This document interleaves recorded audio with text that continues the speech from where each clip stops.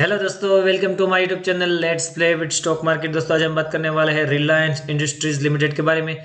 चार बड़ी खबरें निकल करके आ रही है जिसके चलते मुझे लगता है यहाँ पे कल यानी कि मंडे बहुत बड़ा धमाका संभव है। यहाँ पे बहुत ही इंपॉर्टेंट अपडेट्स है दोस्तों चारों। यहाँ पे मुझे लगता है जिस किसी ने रिलायंस में पोजिशन बना के रखी है या तो फिर खरीदारी की सोच रहा है उसके लिए ये वीडियो अपने आप में बहुत ज़्यादा इंपॉर्टेंट होने वाला है। यहाँ पे मैंने कल इन्फोसिस, विप्रो, एस्टेलटेक और टीसीएस के ऊपर एक बड़ी खबर थी और यहाँ पे भी मुझे लगता है मंडे को बहुत बड़ी तेजी हो सकती है, उसके ऊपर वीडियो बनाया है। उसके अलावा बर्गर किंग, वोडाफोन आइडिया और यस बैंक के ऊपर ऑलरेडी मैंने कल वीडियो अपलोड की है, तो मैं चाहूंगा कि आप मेरे चैनल को विजिट करके ये सब वीडियो आप देखें। यहाँ पे बात करेंगे रिलायंस इंडस्ट्री की, तो फ्राइडे को मैं क्लोजिंग की सिचुएशन बताना चाहूंगा।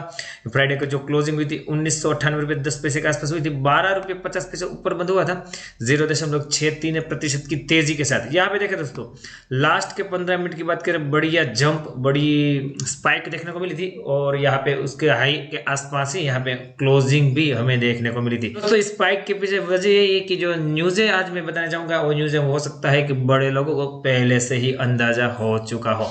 तो पहले हम यहाँ पे कारोबार की डिटेल जानने के लिए एनएससी की वेबसाइट पे आपको मैं लेके जाना चाहूंगा। यहाँ पे हम एनएससी की वेबसाइट पे लेके आए हैं दोस्तों।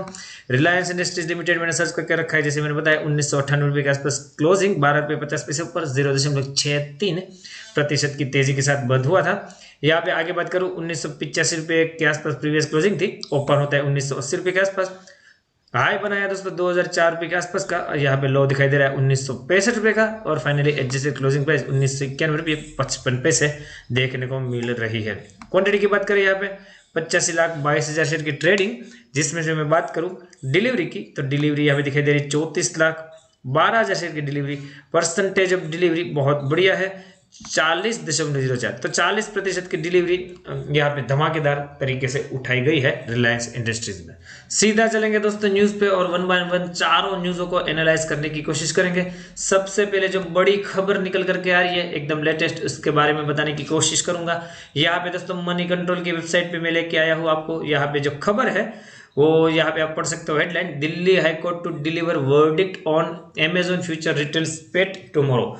तो यहाँ पे जो अमेजोन और फ्यूचर रिटेल के बीच में जो तनाव चल रहा है, हाल आपको पता ही होगा ये मैटर्स की यहाँ पे रिलायंस और फ्यूचर रिटेल के बीच डील हुई है 24,000 करोड़ के आसपास, और उसमें अमेजोन ने अपने आप में यहाँ पे टांग बीच में लड़ी है, उसने अपोज किया है डील को लेकर के। तो उसके ऊपर दिल्ली हाईकोर्ट कल वर्डिक्ट सुनाने वाले हैं। वर्डिक्ट होने वाले 10:30 बजे के आसपास 31 दिसंबर मतलब कि कल मंडे को। तो दोस्तों जैसे ही वर्डिक्ट चालू होगी और यहाँ पे जैसा ही फैसला कुछ आएगा, यहाँ पे रिलायंस में बड़ा धमाका देखने को मिल सकता है। अगर यहाँ पे पॉजिटिव रहा सब कुछ, और जो कि चांस तो यही है कि रिलायंस की तरफ ही ज्यादातर फैसला आना है, और यहाँ पे अगर ऐसा होता है तो मुझे लगता है रिलायंस में बहुत बड़ी तेजी हमें देखने को मिल सकती है। यहाँ पे मैं थोड़ी ब्रीफली इंफॉर्मेशन आपके साथ शेयर करना चाहूंगा। The Delhi high court is all set to deliver a verdict on in case of Future Retails Limited and petition to restrain Amazon.com from writing letter to regulatory against the its asset sale deal with the Reliance Industry।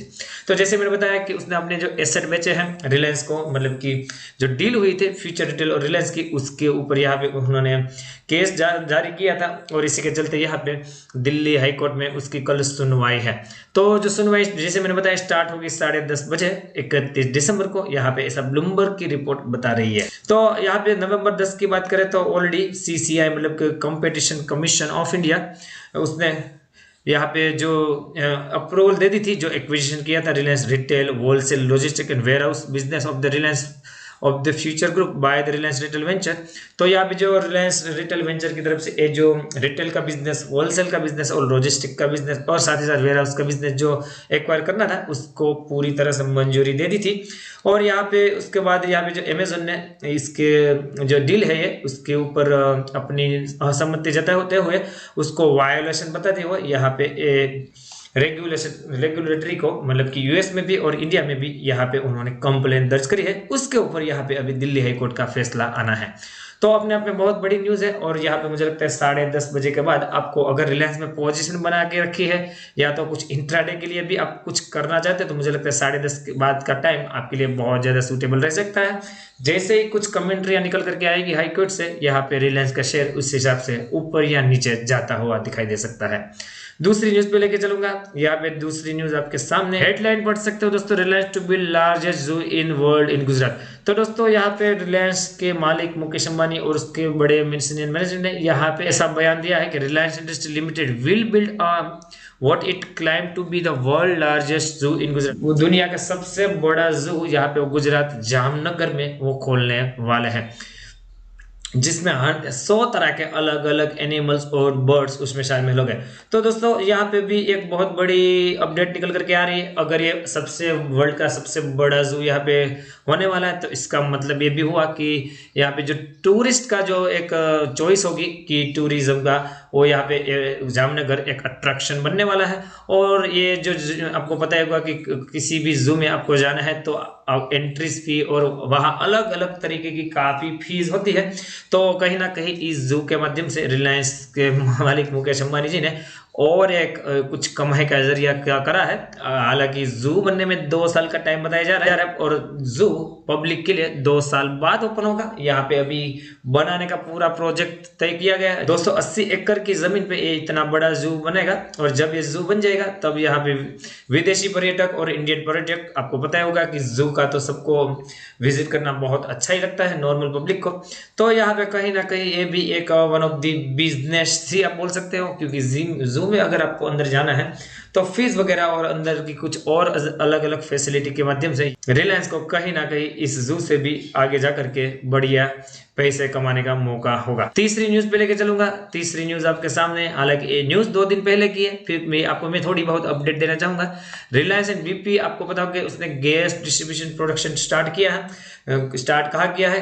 काकिंदा coast में। तो यहाँ पे ये बताया जा रहा है कि Reliance and BP are developing 3 deep water gas project in block K G6 which together are expected to meet 15% of Indian gas demand by the 2023। तो दोस्तों ये प्रोजेक्ट इतना बढ़िया है कि 2023 तक का लक्ष्य जो है, जो ओवरऑल इंडिया में जितना गैस कंजप्शन है उसका 15% यहाँ पे उत्पादन किया जाएगा। तो ये भी अपने आप में बहुत धमाका न्यूज है।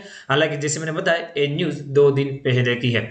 तो दोस्तों यहाँ पे न्यूज आते ही आपको जो मैंने स्पाइक दिखाई थी रिलायंस में, वो यहाँ पे स्पाइक देखने को मिली थी। तो इसका और असर बाकी है, क्योंकि ये न्यूज आई थी फ्राइडे को शाम के आसपास। तो यहाँ पे आपको तुरंत तेजी तो देखने को मिली थी, परंतु ये न्यूज के ऊपर पूरी तरह से रिस्पॉन्स करना या अभी रिलायंस इंडस्ट्रीज को बाकी है। तो यहाँ पे मंडे को इसका भी असर हमें देखने को मिल सकता है। आगे और एक चौथी जो खबर निकल करके आ रही है उसके बारे में शॉर्टली बताना चाहूंगा।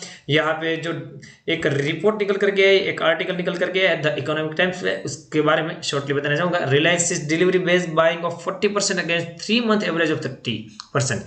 तो दोस्तों यहाँ पे ये सब बताया जा रहा है कि लास्ट 3 महीने से रिलायंस में जो एवरेजिंग डिलीवरी हो रही है वो 30% की है। पर यहाँ पे जो मैंने जैसे बताया कि फ्राइडे को मैंने आपको जैसे डिलीवरी की रिपोर्ट बताई थी तब बताया था 40% के आसपास की डिलीवरी थी।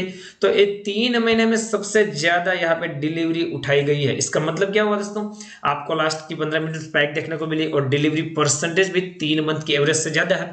इसका मतलब यहाँ कहीं ना कहीं बड़े लोगों ने माल उठाया है, और जिसके चलते मुझे पूरा यहाँ पे डाउट है कि मंडे को हमें बड़ा धमाका देखने को मिल सकता है। साथ ही साथ जो वर्डिक्ट होने वाली है उसके ऊपर भी आपकी पूरी नजर होनी चाहिए। और वर्डिक्ट कहीं ना कहीं ये डिलीवरी के संकेत और ये जो स्पाइक है वो बता रही है कि रिलायंस की तरफ ही आ सकती है। तो पूरी तरह से मुझे लगता है आपको रिलायंस को ट्रैक करना चाहिए मंडे को, और यहाँ पे कुछ इंट्राडे में मौका मिले, या तो फिर आपको अगर आपने स्विंग ट्रेडिंग के लिए भी लेने की सोच रहे हो तो यहाँ पे कहीं ना कहीं मंडे को खरीदारी करने की मुझे लगता है बढ़िया मौका हो सकता है। सीधा चलेंगे चार्ट पे, और चार्ट पे कितना भाग सकता है और क्या लेवल आ सकते हैं ऊपर की तरफ और नीचे की तरफ, वो जानने की कोशिश करेंगे। इसके लिए मैं आपको सीधा जीरोधा के प्लेटफॉर्म पे लेके आया हूँ। यहाँ पे मैंने ऑलरेडी लेवल्स आइडेंटिफाई की है। मैं क्लोजिंग फिर से बताना चाहूंगा 1991 रुपये के आसपास।